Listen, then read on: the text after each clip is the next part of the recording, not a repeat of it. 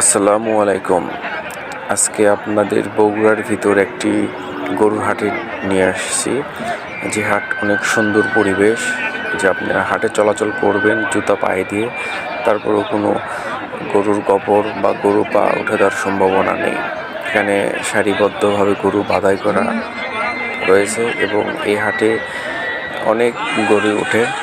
আর বিশেষ করে এই হাটের চারিপাশ দিয়ে গাছ আছে এবং গাছের জন্য এই হাটে কোনো রোদ পড়ে না বা গরু কিনতে গিয়ে কোনো রোদ লাগে না। তো আমিও গেছিলাম সেই কথা শুনে, যে দেখতেছি হ্যাঁ আসলেই তো তাই। আর এই হাটে সকল ধরনের গরু পাওয়া যায়। বিশেষ করে কুরবানির আগের এই হাটটি আরও জমজমাট হয়ে ওঠে এবং অনেক ছোট ছোট গরু 2 দাঁত হয়ে গেছে এই হাটে বিশেষ করে পাওয়া যায়। বিশেষ করে ষাঁড় গরুর থেকে বকনা বা আরও বয়সের গরু পাওয়া যায়।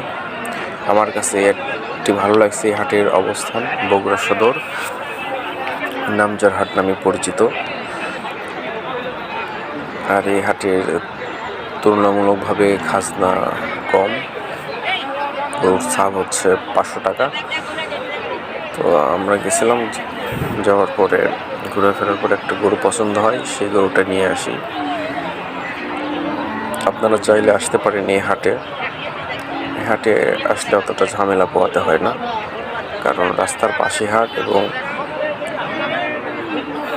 এতটা ভিড় নয় যে গরু পা উঠে দিবে বা গরুর গোবর পায়ে লেগে যাবে।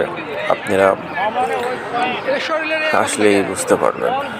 এবং বিশেষ করে এই হাটে অল্প দামেই গরু পাওয়া যায়, কারণ অনেক শুকনো গরু আসে, আবার অনেক ছোট গরু পাওয়া যায় যেগুলো 1-2 জন মিলে কুরবানি দেওয়া যায়।